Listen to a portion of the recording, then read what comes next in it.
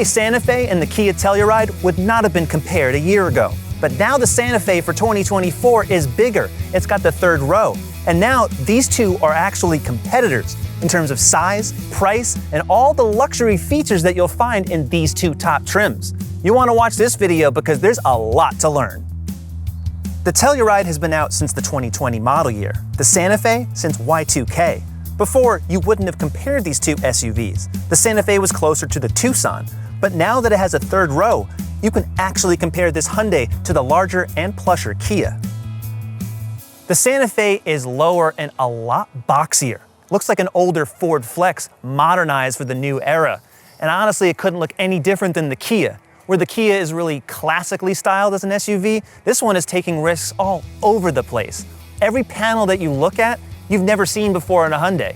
Today's review is brought to you by the letter H. It's emblazoned all across the Santa Fe, including these lights, the DRLs, the turn signals, the lower bumper. There's even more on the sides, the rears, and the inside. When you look around the Santa Fe, you'll notice that not everything is as boxy as it appears.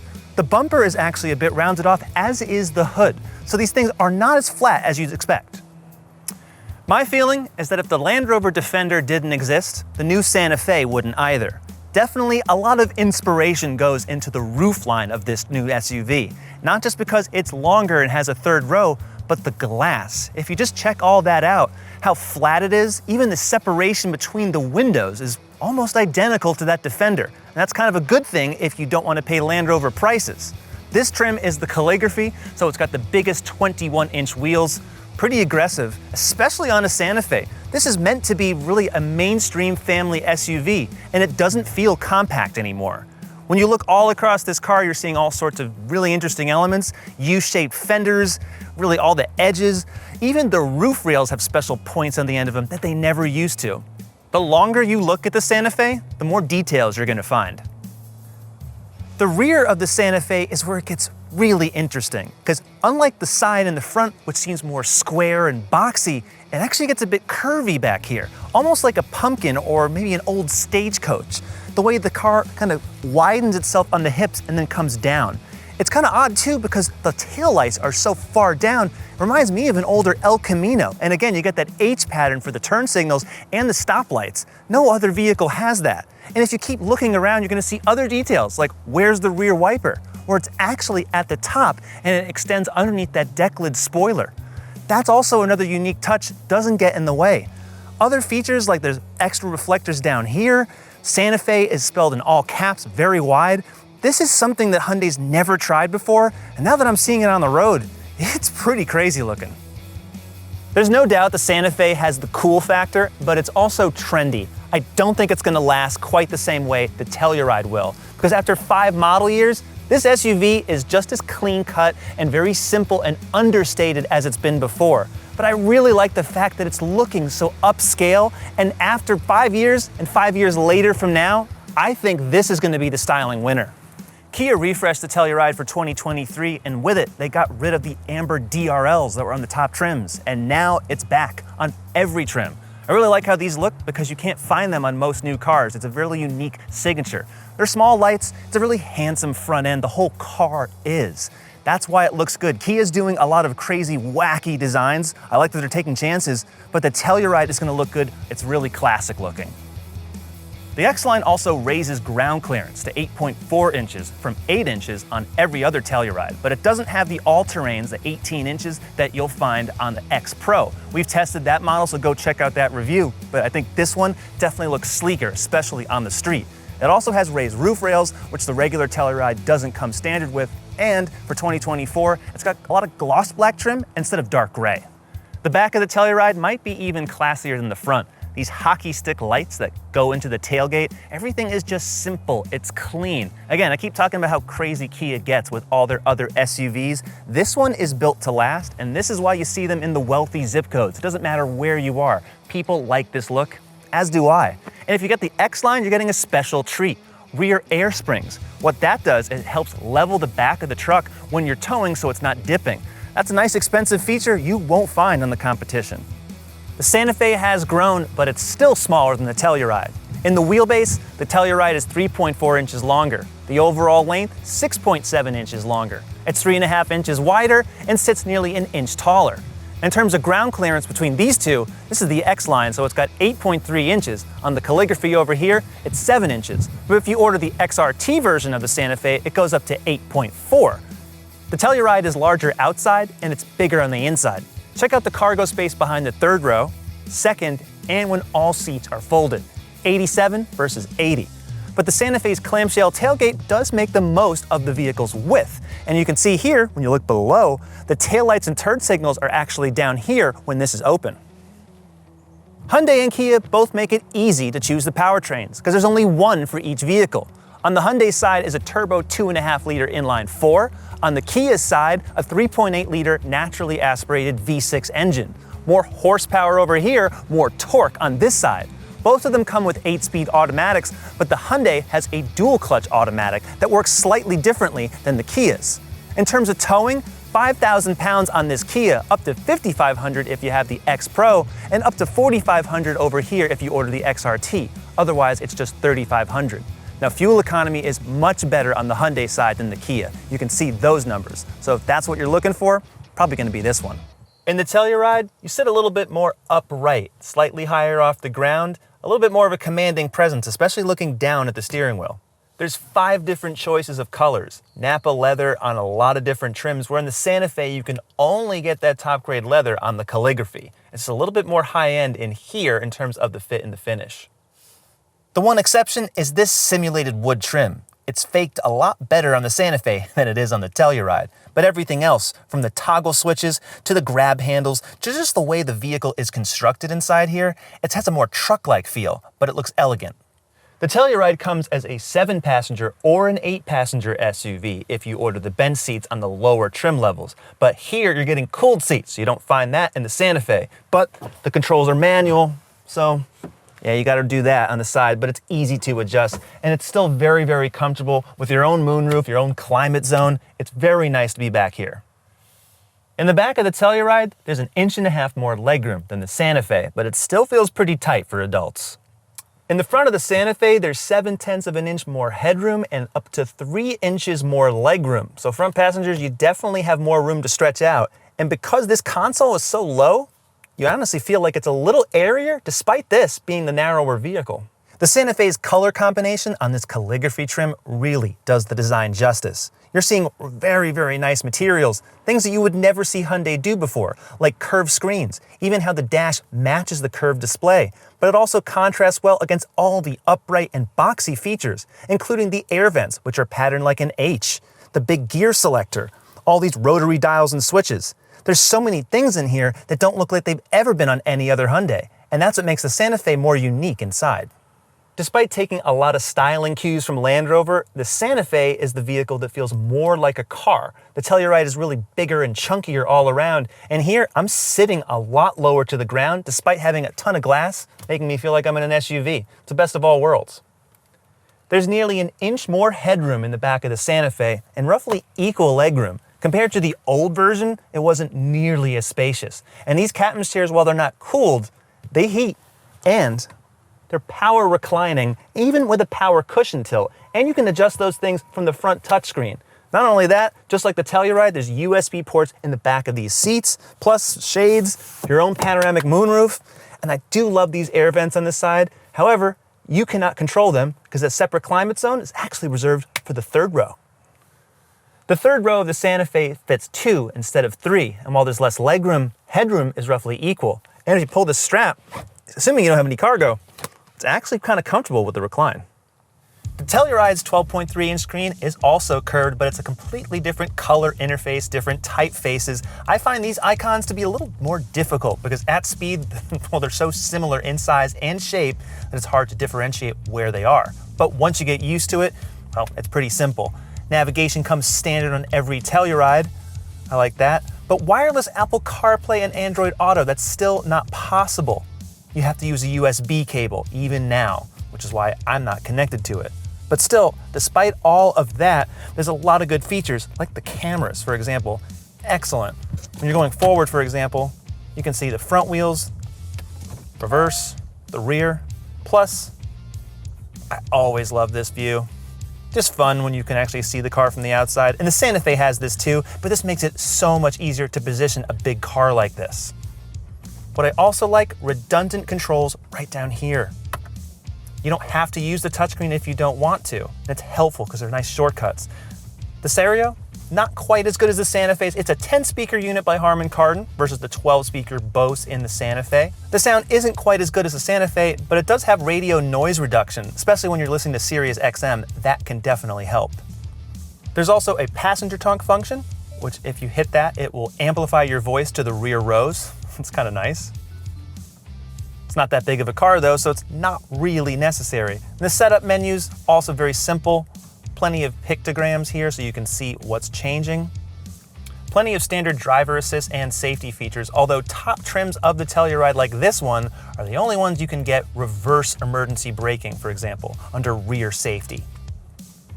There's also a nice feature, originally you'd find this in Lexus models, to sync up the seats and the steering wheel to the automatic climate control, and it'll do that automatically. I like that too.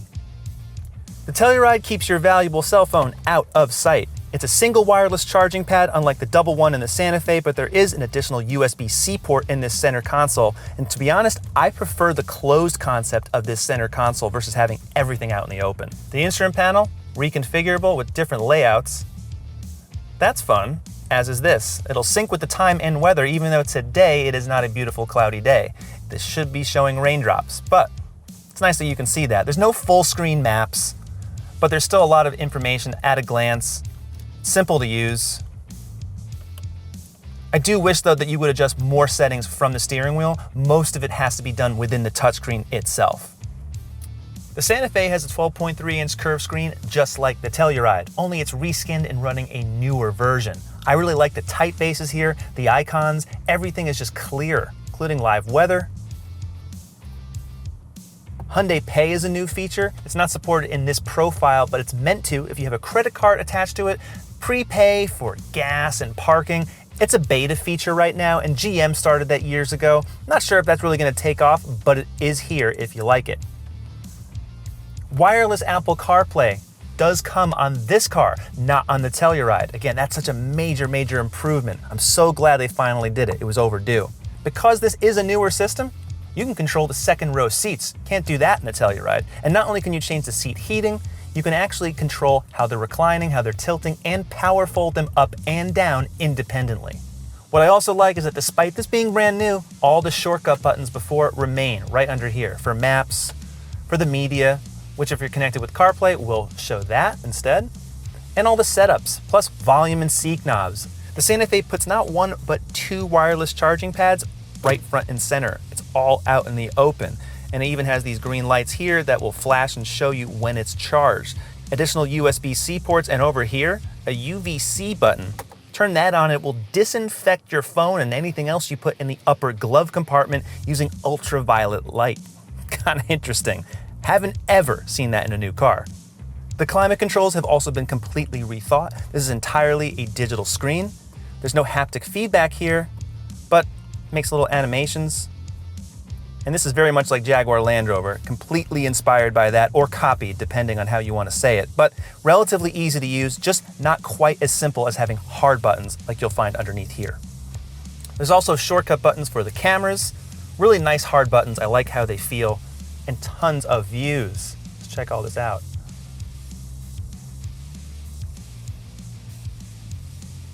.360 views around the car. Always fun to see a rendering.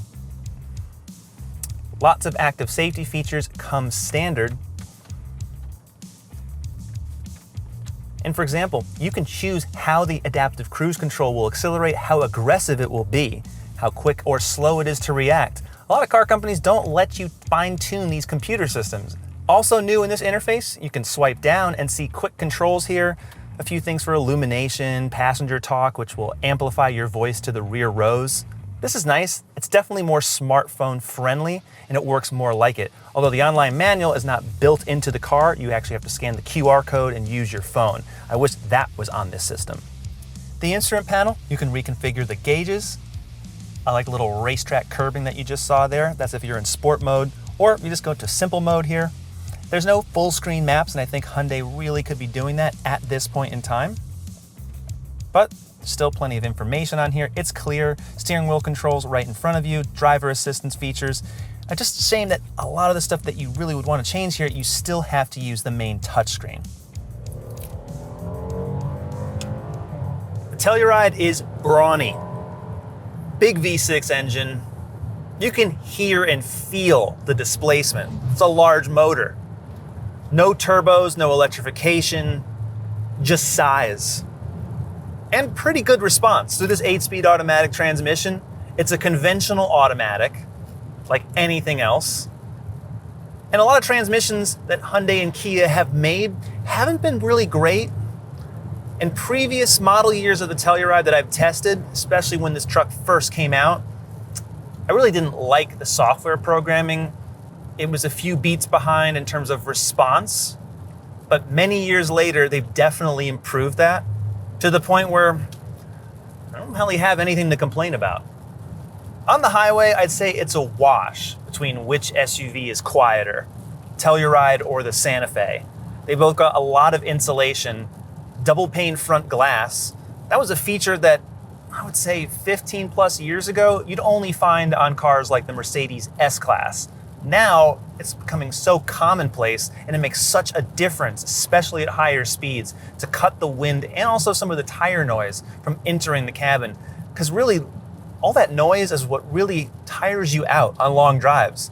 That's why we wear noise-canceling headphones on aircraft. It really does help cut down the fatigue after many hours. Same principle in the car. And both of these, despite how big and airy the cabins are pretty hushed. The Telluride has the same technology you'll find in the Santa Fe, Highway Driving Assist 2. It will self-steer the car on marked highways and also do automatic lane changes. Nice, but it's not completely hands-free like you'll find with GM Super Cruise. So as advanced as this is, not truly that advanced. It's good. And none of these systems are foolproof, but Kia has not gotten to the point where they have delivered a true hands-free level 3 system, not yet. Now, despite feeling much more truck-like, the Telluride, I'm sitting higher, the wheel is lower, the sill's a little bit higher, so I feel like I'm riding higher, which I am, versus the Santa Fe. Handling isn't all that bad. The steering is a little better than what I even remember driving just a year ago. It's certainly a lot better than in Subarus, where you have almost no on-center feel and you're constantly course correcting, even on the smallest of turns. Here, I'm still aware that I'm in a truck, and it doesn't respond as quickly as that Santa Fe, but I feel like I have a sense of security and confidence about where this car is pointed. In the past, when I've driven the Telluride, I've felt that the ride was a bit choppier. Here, not as much, and I'm on the 20-inch wheels and tires. Part of that may have to do, this is the X-Line, it's got the rear air suspension, which actually has air springs instead of the standard steel coils. That's supposed to help when you're trailering, helps keep the back of the car from dipping too much when it's under load. But I do think it helps somewhat with this ride, because I'm not noticing really any trade-off in rough riding like I did before. It feels nice and smooth. But I do feel like I roll slightly bit more because, again, that center of gravity is raised and it doesn't have adaptive dampers or anything like you'll find in the luxury segment to mitigate that feeling. Yeah, definitely not as accurate steering as the Santa Fe, especially through tighter corners. But you can still hustle a Telluride and have a good time. There are no paddle shifters. I think that's a little bit of a misstep. In the Santa Fe, you have them. Still 8 gears, but there's nothing going on there. You can actually, just use the shifter and do it the old-fashioned way. But I don't personally like that. I feel like you have to really take your hand over here off the wheel when you could have it right on the steering wheel. Telluride isn't sporty, and neither is the Santa Fe. So paddle shifters or no paddle shifters, kind of don't need it.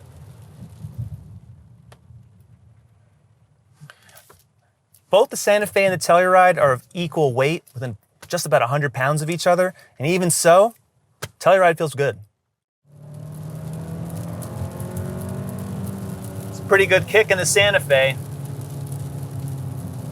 A little grittier. That's a 4-cylinder engine, so much smaller. There's a lot of turbo pressure going on here.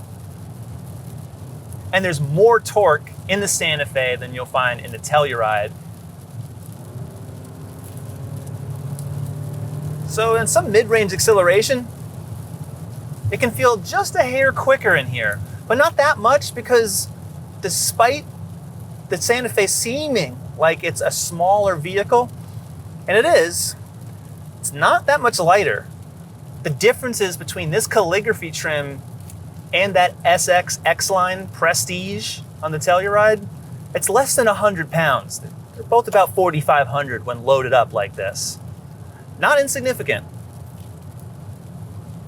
Sitting in the Santa Fe, I'm already feeling lower to the ground, but I still have a ton of visibility, just like I would in an SUV, because the glass space, the area is so large. I feel like it's actually a little bit airier than the Telluride. And it's just as quiet. The steering wheel, a little more thickly padded too. On long drives, either of these SUVs are going to be your friend. They will. While they both share 8-speed automatics, Telluride is a conventional torque converter automatic, and the Santa Fe, you're getting a dual clutch. Hyundai still uses that in a lot of its products. Why? Well, it's a completely different engine. They use it typically on their 4-cylinder engines. The response is pretty good. It's a little bit quicker, as you'd expect. Nice rev match downshifts, if that's your sort of thing. I like it. Let's crank it up into sport mode and see what really happens. Not all that fast, which makes you wonder, what's the point of a dual clutch? But the good thing is that it doesn't really slip as much at low speeds like dual clutches used to do. I like that. So it really drives more like a conventional automatic that happens to shift maybe a hair quicker. But in terms of response and smoothness, that's good. Now, sitting lower, a lower center of gravity, and being in this Santa Fe, I definitely feel more connected to the road, not necessarily with the steering. I would say they're roughly even, but it definitely feels a little bit sportier than the previous generation Santa Fe. But the ride is honestly plush, compliant, doesn't roll too much. And the fact that it can do it on these really big 21-inch wheels and tires without feeling rough at all, Hyundai just keeps improving their ride and handling with every model year. This was something they never could get right. I predicted that one day they would. And they are oh so close. They are really achieving a fine balance. The gritty sound here of this engine, I gotta say, that is a demerit. Not that you'll always hear it, but the Telluride does feel more expensive in that regard, in terms of the vibration and the noise. There's not much happening here in terms of the whole engine, say, shaking the car. Still, it's quiet. The sound quality is definitely not as good in this Santa Fe. The dampening, I would say it's on the softer side. I expected the Santa Fe to drive a little sharper. It's good. This car doesn't really drive with the sporting verve that I was thinking it would, but that's okay. I think this is really meant to be a very competent family SUV. So I'll stop revving the engine now so you can actually hear what it would be like to drive normally. And it does, soaking up the bumps excellently. Way better than I would expect. It's really clear they put a lot of time and attention into making sure that my voice isn't entirely quivering when I'm going over bumps and I'm talking. It's just amazing how similar these two are, despite the Santa Fe being so much newer. I wouldn't say it's a carbon copy to drive them, but considering how different they are in their approach for design, Both these SUVs are like, like neck and neck. And the brakes, I will say, despite them being similar weights, this one seems to stop just a hair better. The 2024 Kia Telluride starts at $36,190. There are 10 trims, and this one is almost at the top, the SX Prestige X-Line, $54,770 with destination. The 2024 Hyundai Santa Fe starts at $33,950. There's only 5 trims, and this one is the Calligraphy, $49,695 with destination. At the high end of these prices, there's not that much difference in terms of size, comfort, and amenities. It comes down to which car you ultimately prefer to look at. The Santa Fe is very appealing, and as a car enthusiast, I appreciate the risk that Hyundai as a corporation took to make this car so unique in its segment. But doing so, that risk doesn't carry over into a cohesive look. The Telluride is that SUV. Even after all these years, it still looks more tailored, it looks more classic and upscale. This is the vehicle that's going to stay in fashion for many years to come. And at these same prices, well, if I'm paying over $50K, I want an SUV that makes a statement and doesn't get old quickly. Even though there's better technology in that Hyundai, well, guess what? Kia's going to upgrade this at some point too. But what do you think? They're very much neck and neck in almost every competitive comparison we've done today. We've also got a lot of competitive comparisons in other SUVs. Go to CarGurus.com, subscribe to the YouTube channel, and we'll see you next time.